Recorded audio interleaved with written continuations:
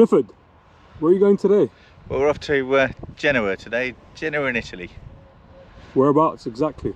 It's on the sort of west coast on the top of Italy. It's a place I used to work in years and years ago when I used to work for a company called Marconi. Are you going to go say hi?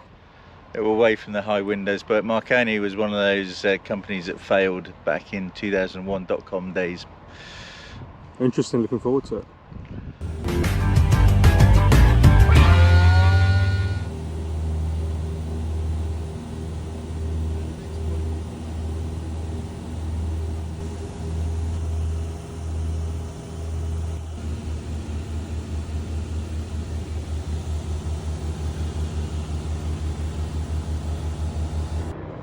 Clifford, how was the flight? Right, so that was Italy, that was to Genoa, and now we're here.